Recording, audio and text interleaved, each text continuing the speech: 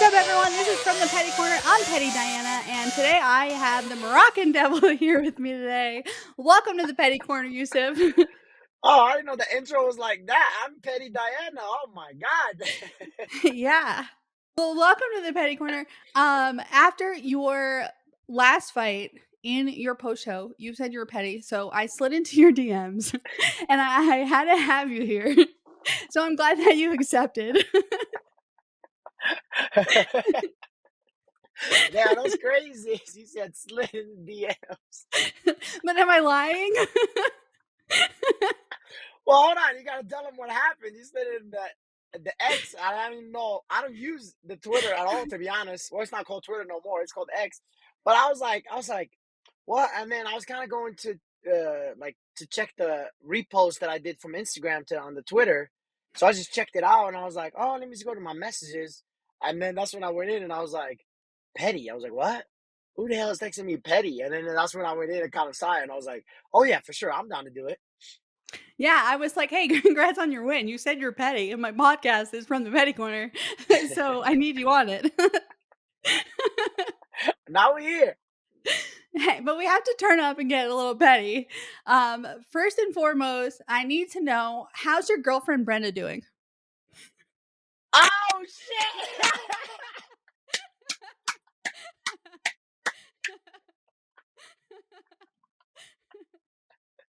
She's doing all right. She's doing all right. You know, we're the second phase now. We're past honeymoon phase. You know what I'm saying? So we're good. We're in a good relationship right now. You know. Hey, you got a fight coming up too. I know. I'm excited. I'm excited for her. You know, she's ready to go. I'm gonna have to clip this so you can send it to him. Oh wow! Oh, that was a good I one. bet That you was a didn't good one. expect that. That was a good one. That was a good one. I'll give you that one. Okay. So after your last fight, in your post-fight interview, you said, There's Michael Chiesa doing the desk. What's up now? You don't think I forget? I'm light skinned, bro. I don't forget. I'm very petty, brother. I need you to explain to me what happened there for you to comfort Michael Chiesa be like that. Did he say something or do something to you for you to call him out like that? So when I fought Billy, the first fight back in the UFC, and they were like, "Oh, congratulations to Youssef," but Billy didn't look the same, blah blah blah blah blah. So they didn't give me no credit at all. So I was like, I started talking to Dean Thomas right after I saw him. I said, "What's up?" Blah blah, and then he was kind of cool. He started following me right away, blah blah, and all that stuff. Speaking of, I got to see Michael Chiesa too. And then the next, I did an interview like 2 days before I fly out to Vegas for my last fight with Karen Bryant, and she brought it up, and she was like, I was like, man, you better tell you better. I was like, you working on the desk? She said, yeah. I was like, you better bring up about me, and she said, okay, I got you. So she did an interview, like they did like a pre-show and all that stuff, and she brought me up, and then like kind of like made the whole thing go, and that's when Michael Chiesa was like, hey, I love this. He's like, prove me wrong, prove me wrong. So I said, say less, I got you. And then that's when it happened. And then I was like, I don't forget, bro. I'm the guy that 15 years later walk in, but I told you so. Hell yeah. So that's just me. So Yeah. And you say that you're petty. And leading into fights, people get real petty. They start talking shit. They try to get in their opponent's head. What's the most petty thing that you've done? I don't want to say I don't think I haven't been petty in a fight, to be honest. But the last fight was like I was cutting weight on a Thursday, my last opponent. And I'm like my second time, like second sit in the sauna. So I'm like, okay, I'm just dragging. And then you got to weigh in, like to see how much you weigh. You got to go into the men's bathroom and stuff like that. So I went in and I look up and I see my opponent. He was taller than me and he was like bigger. And I was like, oh shit! I was like, that's my opponent. It just made me look like super small. And then he brought me in, like he grabbed me and dabbed me and like brought me in. And I was like, I felt like a little kid. And I was like, man, he was like, oh, this is the hard part. We're gonna have fun tomorrow. I was like, you will have fun, bro. I'm like, I'm good, bro. I was like, it made me look like a fucking kid, bro. I'm like, stuff, but that was it, to be honest. That's all. Like, I really haven't had the opportunity to be petty or talk smack to anybody yet. All right. Well, I guess we'll work on that then. You are petty. You're the dangerous one, huh? You're the crazy one, huh? Hey, I like to stir the pot a little bit. It makes it more exciting for the fans though, because like their back I and bet forth you banter do. and stuff, it creates the hype. So then when you guys go against each other, it's like, oh, they was talking mad shit. Like it's time to turn it up. Oh, I'm on your ass. Tell them. That's what I'm like. What's up, bro? I love it. Okay, so the UFC has a sister company or brother company, whatever you want to call it. It's no secret. It's called Power Slap. Oh, hell no. I saw your one of your videos. It looked like you were like practicing power slap You like techniques. that form? Yeah, that form looks Yeah. good, huh? Yeah, Yeah. you got good form. So I don't if know if Dana my hands will do any power, but that's a good form, though. but if Dana White was to call you up today and said, "Hey man, I need you on the next power slap card," which the next one's power slap 9, it's going to be in Abu Dhabi. And yeah, it's a couple days before I think it's like 2 days before the Ilya and Max fight. So, but if Dana Ooh, I White was can't to wait for call that you one. up and say, "Hey, I need you on power slap 9," would you do it? And what UFC fighter are you taking to go against?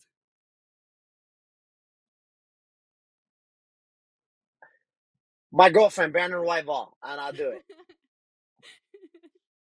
it. That's a good one.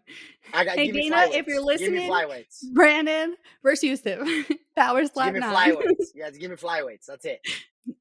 Well, they don't have a flyweight division right now. They only have welterweight to super heavyweight. They Nope. do have a 155 division, which this new season of the Road to the Title, which is basically like the Ultimate Fighter, but for Power Slap, they're trying to build the lightweight division for Rob Trujillo because he's a savage.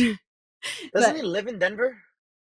he lives in New Mexico, but I think he trains in Yeah, he used to Colorado. fight MMA, right? He still does. Still does. Yeah, I think they like we were supposed to fight one time or something. I can't remember, but That's really cool. Actually, I just interviewed Rob last week. We yeah, did a I ain't trying to recap. get slapped. That was that. Oh, excuse me. You're not trying Yeah, to do man. that? Nah, hell no. You see the way I fight? No way. Well, Slip, slip. have you ever been to a power slap match live? No, I heard it's dope though. Yeah. I know a lot of people like to talk shit about it, but they need to not talk shit and go to a live event, and then they can come talk to me after and tell me if they liked it or not, because I went to Power Damn, Slap bringing 8. that energy. Okay, I'm let him serious. know. You Let need to him go to know, girl. one. I would love to. I don't get a chance to. No, they're I like the got you. energy I'm in with there. you, girl. I'm with you, girl. We ain't fighting over here. We're good.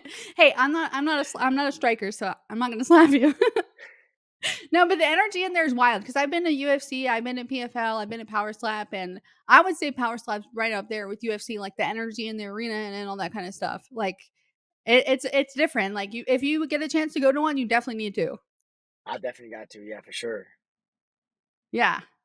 Okay, and then I gotta ask you because obviously behind me you see like a Charizard, a little Pikachu. I'm a nerd. I collect Pokemon. I collect sorry, this is like backwards. I collect UFC autographs and all that kind of stuff. But you said that you do the little Pikachu thing. What's the little Pikachu thing?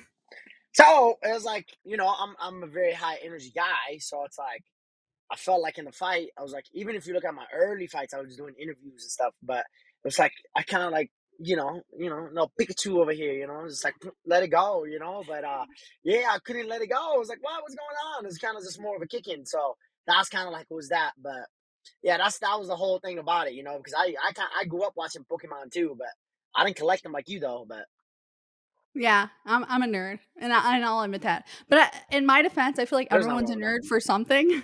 When it might not be the same thing, but everyone's a nerd for something. You just need the glasses, girl. Yeah. What's up with Okay, that? I'm Why gonna you don't name have no some. glasses? I should get some. Hey, the Fighting Nerds. Maybe I need to join them. They're on a streak right now. Yeah, it's like what, like almost 40 wins or something Yeah, between the whole team. they really good. That's wild. I'm gonna name some featherweights, and you're gonna tell me the first word that comes to your mind when I say their name or when you think of them. Volk. IQ. Ilya Taporia, Boxer. Max Holloway, Cardio. Marion Santos. Oh, he's big, isn't he? He's a little big, isn't he? Yeah, he's stocky. Yeah, stocky. That's what I'm gonna call him. Stocky. Big ass. Dan Ige, Short. Diego Lopez. Crazy. Yeah, I like him a lot. Yeah, he's fighting style. Oh my god. He's Yeah, trying to take your head off. I'm excited to see him coming up at the Sphere. Brian Ortega, yeah, that's gonna be a good fight. Oh, Brian Ortega. Yeah, okay. So what do you think about Brian Ortega? Jiu-jitsu. Jiu-jitsu. That's a good one. Okay, so we're gonna take it way back to back to the beginning. You were born in Morocco. What was that like growing up there? It was great. It was awesome. It's like a lot of family oriented and uh not having a lot, and then just kind of like really seeing the world in a different perspective than a lot of, at least in my side, when I grew up here and then back home. So it's kind of like a lot different. But that was kind of uh, the difference, to be honest. But yeah, like I said, I love it, and it made me who I am, and I'm very grateful for that. That's awesome. Um, okay, so you were a teenager when you moved to the United States, correct? Yeah, I think I was 13 or 14 years old. Okay, so I can imagine how hard that was for you, uprooting your whole entire life, leaving everything behind that you've ever known, and moving across the world. So explain to me, like, what that was like for you. Oh, it was weird. It was like, so I came to the U.S. and then it was me. We came visiting my dad and my brother that was here already, my older brother. And then it was me, my brother passed away, and then my sister, and then my mom who came here to visit them. And then like 2 months later, she's like, "Hey, I think you and your brother that passed away should stay here because you would have a better future." Blah blah. And I was a kid. I was 14 years old. I was like, "Okay, yeah, okay, no problem, okay." I'm like, "Oh, I'll just leave my mom," and crying at the airport and stuff like that. And um, 10 years later, I didn't see my mom till that, and then now reality hits. You're like, "Oh shit!" Like you even haven't really seen your mom that long. You know what I mean? So that was kind of like that. But yeah, it was definitely hard. But in the other hand, I came young, so I came here young, so I didn't really know what kind of emotions to feel or like understand and all that stuff. So I was kind of going with the flow, to be honest, whatever my parents wanted, and I'm very grateful for that. Like look where it got me now. I'm gonna sound like Leon Edwards. Look at me now, but that. Yeah, and does your mom still live in Morocco, or does she come to the Yeah, States? she still lives in Morocco. She actually just got approved for her green card, so we're still trying to get her in right now. Oh, well, that's awesome. I'm excited, and I can't wait for her to come over here and join you guys. Yeah, me too. So I can go up to lightweight division, so I'll never make weight again. What weight do you normally walk around at? Damn, yeah, it's gonna be a lot of weight. That's crazy. Putting That's you on crazy. blast. It depends. If you want the fat Yusuf, I am looking at 68. You want the healthy African Yusuf, you're looking at 63. Nice. So when you moved over here though, was your dad living in Colorado already, or like what state Yeah, it was yeah, he Colorado? was he was in Colorado. Yeah, Okay, and then you come from an kickboxing background. What age did you start that? 10 years old. I blame my mom for fighting and my dad, but mostly my mom. But she still doesn't watch me fight. So I have 2 boys, like, I don't know, like, my son likes to do MMA and jujitsu. I don't know if I can watch him do a fight, 'cause I some people from our gym go, and I watch them, and I'm like, I'm terrified, so I'm like, I can't imagine being their mom. Yeah, it's crazy. Like my dad was kind of like we're like weird about it. In the first time, like I did a jiu-jitsu tournament, I just got my ass beat. First time I came to the U.S., my ass got beat in jiu-jitsu. Like I'm talking, like it was bad. It was like bad. And then like he kind of like started second guessing. He was like, oh, I don't know. And then I had my first kickboxing fight, and then I went there and did my thing, and then he came the next day, paid the gym, and like he's all excited and all this and that, and obviously making it to the UFC was like that big thing too. So that was like a very proud moment in me to share with my dad, you know, to kind of just to see him. Like we're not a excuse me, we're not like a very affectionate people. We just know like Mhm, my culture is like, okay, this is family till you die. Like you got them, mhm. your back and everything. You know, it's not like, oh, I love you, all this. Like it was never that, you know. But it's like he shows it by example. You know, like he shows his love by like active service, basically, like working for us, doing things for us and stuff like that. So, but that was that. So it was like more of that. So when I got into the UFC, that's like how I shared the love between me and my dad. So that was pretty dope. Oh, I love My that. mom still doesn't watch me though, that which is crazy.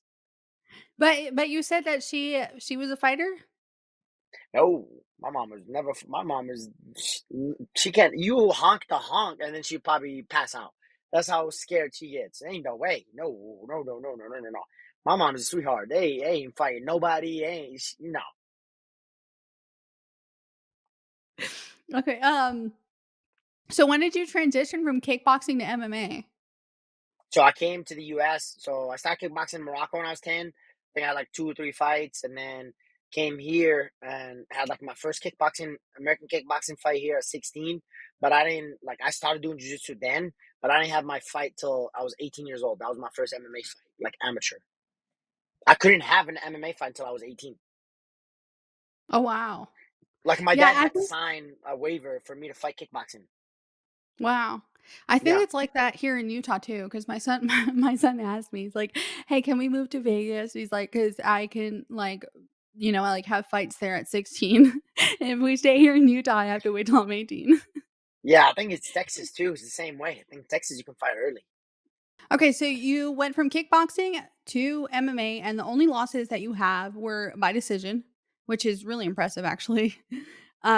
Well, And some of then you those were I in won, but yeah, and then then you come into the UFC, you go on this win streak, and then you have a 3-fight losing streak.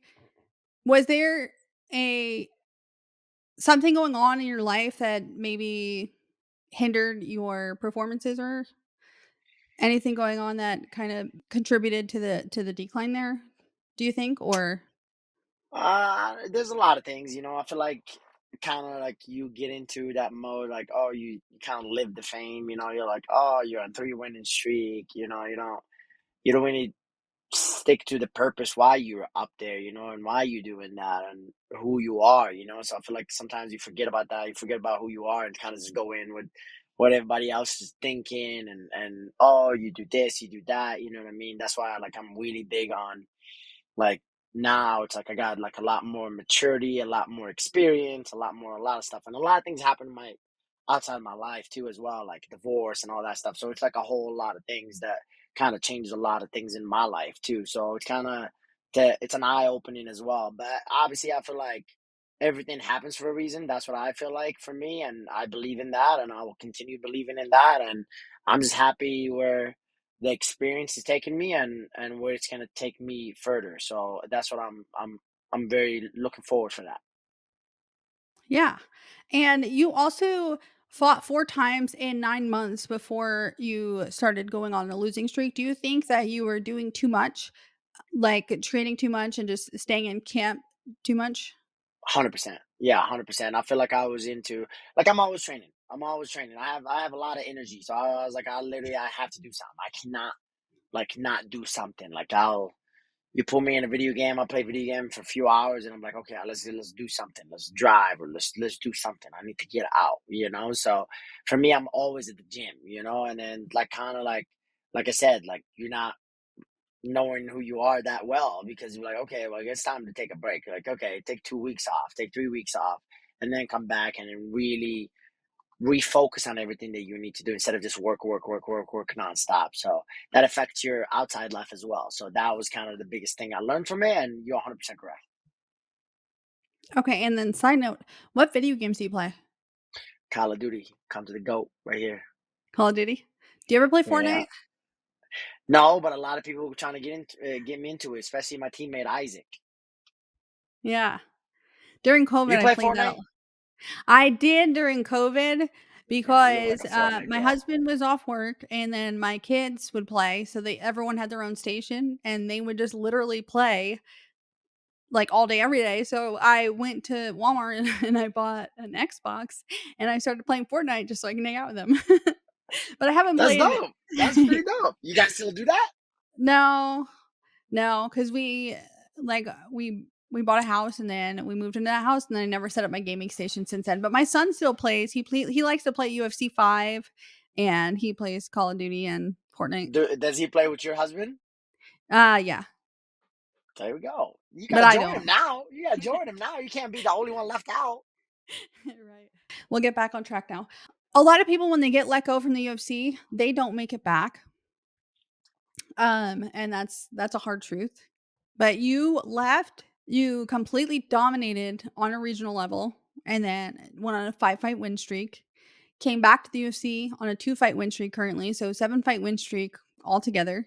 How did you stay so resilient and come back from all the struggles that you went through? Because before your losing streak as well, like you went through some grievances and then being let go from your livelihood. So how did you come back from that? It was a lot. It was a lot. Like just as a man taking like all like basically when it rained, it poured. It was like it was a hurricane. You name it. It was kind of like oh like you start like you said like a lot of people get cut. They don't even come back. And you start really thinking about your future. You're like okay like what's the next step for me? But again, I'm like I grew up by just doing the work. You know what I mean? So I all I did is literally get back to the gym and obviously really be real with yourself and really get into thoughts of your own, you know what I mean? So like you're the only one that see yourself in the mirror. So like everybody can say, "Oh, you're talented and this and this and this and that," but at the end of the day, it's you that like make the decisions. It's you that does everything. So that was kind of like the biggest thing for me, and then staying strong to my faith as well. So that was like a really testing moment of my faith and just in my life in general. You're like, wow, like now like who's with me, who's not with me, and am I ready for this? Do I want to do this? And find my purpose and find why I do this. And that's kind of like the whole scenarios that I went through, like the feelings I went through. It's crazy. But like I said, I'm very happy and grateful for that because I do believe everything happens for a reason. And I mean, I think I'm a completely different fighter than I was when I was in the UFC. So to now, which is crazy to me, just to kind of see the experience unfolds itself. Yeah. W what do you think is the difference from then till now? Like, you've probably evolved a lot. You said there's a big difference there as well, but what do you think is different from your first stint in the UFC till now? Not giving a fuck attitude. I really don't like. I used to care so much about what people say about me. I'm like, oh, he's representing his country, so that was a pressure, and this and this and that. Now I use that pressure as a motivation. Now I use that pressure as, hey, I am that guy. This is what I chose to do, and you bet your ass off I will give you everything I have. And to be honest, and like now I'm not looking for decisions. I'm not looking this out. I'm looking to change my life too as well. So to change my life, you can't have a half performance or this and this and that. Like you got to go out there and show out. And that's what gets you more fame and gets you more everything. So that's like kind of my motivation and stuff like that. But the main thing, to be honest, I just don't give a fuck what everybody thinks about me. Yeah. I can imagine that pressure of outside influences as well. Oh, it was bad. Like I was fucking young. I was 23 or 24 when I was in the UFC. Yeah, I'm pretty sure it was 23. But it's like, you're like, okay, you're living the high life, you're making the this, you're doing that, you're like, all right, man. But like seeing it now, you're like, you're a fucking idiot. But now it's like, okay, now we're getting to our our prime and our just hitting everything that we worked on and dreamed of since as a kid. Yeah. Um, do you have any advice for anybody that happens to get let go from the UFC and that wants to come back from that? Because I mean, I think you've done a wonderful job of showing why you deserve to be there. and the work that you've done to get where you are today, but do you have any advice on how to maybe mentally get there and maybe training wise as well? My biggest advice is stop being scared of yourself. Like sometimes we feel like we're scared of our thoughts. You're like, okay, you know exactly what you did wrong. You just want to hide it and hide your insecurity about it. You know what I mean? It's like when you get comfortable with yourself, everything becomes a lot easier. I feel like literally life becomes a lot easier. Everything becomes a lot easier. But I feel like that was the biggest thing. It's like to get comfortable with myself. Oh, I should have not done that. I should not done this. This is what I'm gonna do. This is what I'm gonna do. Like this is exactly what I want to do, and this is why, this is my purpose, and that's the biggest thing as well. So that's like the second part of it is, what is your purpose? Is like, because I know a lot of guys or a lot of people in general, they go like, oh, the job didn't work, let's go to the next job, or next job, you know what I mean? No, I want this job to work, and this is the job that's gonna work, and this is the job that I will get done to the things that I want to, and which is the end goal is the world title, and defend it and go on and then retire happy, so that's the whole scenario. But it takes a lot of pressure to get to that point. You know what I mean? It's not just, oh yeah, you dream as a kid, go for it, you'll achieve it. You know what I mean? There's a lot of things, and there's a lot of growth, and there's a lot of falls and ups and downs and stuff like that. So, but when you get comfortable with yourself, you start understanding even the falls can make you a better man and a better fighter as well. So that's the biggest thing my advice to people. No, I love it. It's great advice. And I know that you have been very vocal. When you got let go from the UFC, you said you felt that like you had let your brother down. But I just want to let you know that I think that he's very proud of you today from the struggles that you went through and how you bounced back and got to where you are today. I appreciate that. Thank you. Of course. Trying to get Um, me all emotional over here. I know, sorry. Nah, you Sometimes good. You good. You good. Sometimes no, it's good to cry it out. It's all good. but what was that feeling like walking taking that fighter walk to the UFC octagon and walking back in there? Like, describe to me what you were feeling in that moment on your comeback.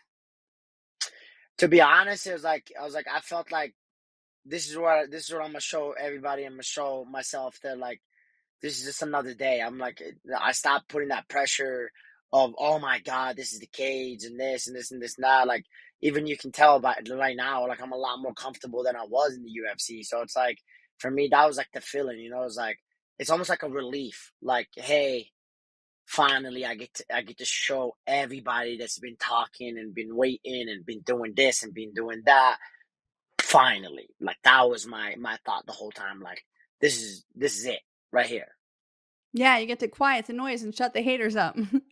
So I did a lot of haters too, and I still got a lot of haters. And I'm about to show more. Hey, there's always going to be there. But how do you feel like you've evolved since your break? Oh, I involved a lot, especially as a man. I feel like that was my biggest thing. Like fighting, sure. Like I did a lot of growth and a lot of stuff like that. But just as a man, it's like a lot. Like I'm a hard head. Like learn how to really not waste energy on some things that I don't need to. It's like it happens, and you can control, things you can't control, and all that stuff. So it's just a lot more maturity and a lot more growth in that part. So that's kind of like the biggest thing, to be honest. And you spoke about how you went back home and you had to be real with yourself and change things up in your training and all that kind of stuff. But how did your training camps change from then till now to help you get to where you are? It's more purpose. It's more purposeful. And that's like my word. My word for this year. Marco Montoya always makes us pick a word for the year. Mine is precision. It's precise. Like I'm precise about my things. I wanna like I have goals that I'm really precise about that I really want to get. I like there's nothing stopping me until I get that. You know what I mean? So for me, it was like everything we were doing now, it's on purpose. And secondly, is having fun. I feel like you said, five fights or four fights in 9 months. It's like you start like really forgetting why you do this and why you love this and like all that stuff. So for me, that's like the second phase of it that I kind of really had to like really understand more into, especially during the hard times and the good times. So no matter what, this is what I love and this is what I want to do, and I will keep doing it and I'll keep going at it. I love it. I can't wait to see what's next. Um, so before you got picked back up for the UFC, They called you to be on The Ultimate Fighter. They told you, "Hey, you're on the show." And then all of a sudden they're like, "Hey, you're an alternate." And then that didn't end up working out, but you're here now. I just had to ask you because the featherweight winner was Marianne Santos. I don't know if he took your spot took your spot or not, but what did you think of I don't know if you've seen any like any of his fights, but what do you think of his performance and his future coming into the UFC? Oh, his future is gonna be big. He's definitely a big featherweight. Obviously, he has to figure out his weight cut situations. Obviously, that, but he's a very clean striker, and he's also like really good at defending takedowns as well. So it's obviously he's gonna give a lot of problems to a lot of guys in that division. I do believe that, and obviously he's young too. I'm pretty sure he's like in the mid 20s as well. So you're gonna see some exciting stuff for him and a lot of growth coming his way too. So yeah, he's definitely a guy to keep an eye on. I love it. And you are only one of 2 guys, I believe, that have went the distance with Ilia Topuria. Josh Emmett, I don't care that. I don't care that a decision. If you get 10-8, that's not 10-7. That's not a decision. But that's gonna give you a lot of confidence that you can hang in the top ranks with him because you went the full distance and went to decision. And if he retains his title at UFC 308, I know you're not in the rankings right now, but do you see a path for yourself to climb up those ranks and get a rematch with him? That's my whole vision. That was my whole vision getting into the UFC. And when he became a champ, I posted on my story, I can't wait to be back. And that's the guy I'm chasing, and that's the guy I want. You know what I mean? So to get to that guy, you have to go through a lot of things to get to that guy and to prove a lot of stuff to yourself. So Mhm, yeah, that's the main goal, and that's been my motivator to go out there and fight and do the things that I do right now. mhm. Yeah. And speaking of Ilya, he's fighting at 308 with Max Holloway. How do you think that fight's gonna go down, and who do you see winning? I don't know. I feel like Max is hittable, obviously, but he's like super long. Like sometimes he's not hittable as much, but when he gets hit, obviously. But obviously his chin is ridiculous. But I feel like Ilya's boxing is, oh man, you cannot be standing in front of him. That's a bad idea. But I don't know. I love Max Holloway. He's one of my favorite fighters in the world, and I don't know. I just see Ilya finishing this fight. I for what it's worth, I feel like Max is gonna pull off the upset. I said what I I won't be said. mad at it either. I won't be mad at it either. So because I love Max as well. So But if you do get a rematch with him, eventually in the future for Ilya, how do you see the rematch going? a lot more different than it was. I promise you that. I love it. And realistically, I know we've talked about you climbing the ranks back up to Ilya. What do you see as next for you to get yourself into the rankings?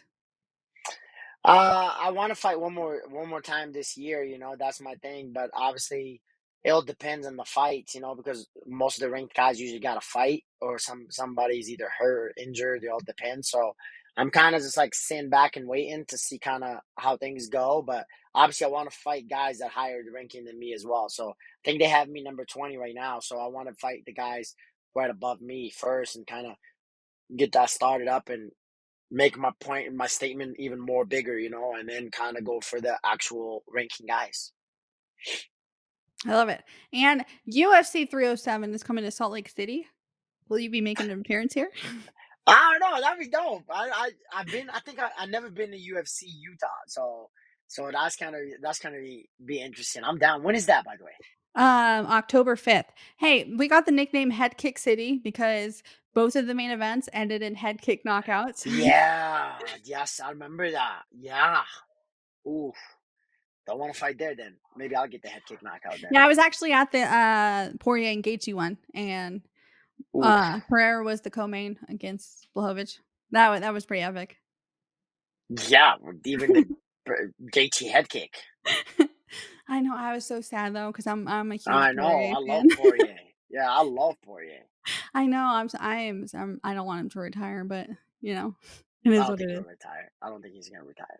No, I think he's just struggling because fighting's all he's known his whole life.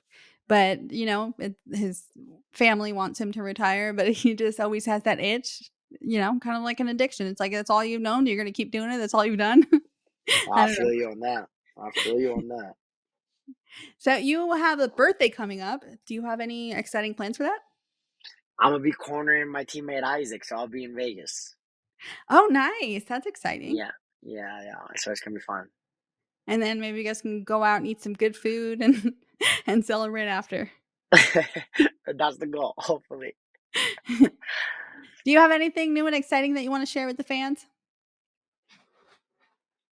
Uh, my YouTube channel. I started a YouTube channel, Youssef Zalal MMA, and I haven't done content yet. I mean, I did before the fight, a little after the fight, but I'm slowly getting back to it. But that's what I started, and that's what's the next step. You guys to see who I am as a person and who I am as a fighter.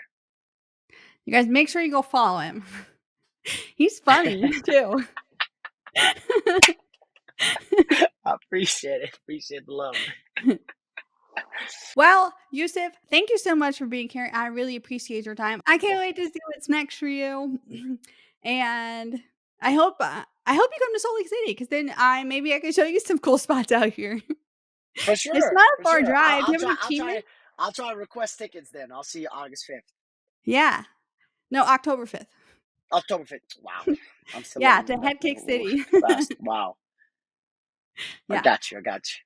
And then for those of you for tuning in, be sure to like, follow, subscribe, all that good shit. See you next Tuesday and stay petty, bitches. I was about to say the same thing. I was going to stay petty. I don't know if you said it or not. So there you go. That's my tagline. I need it on a shirt.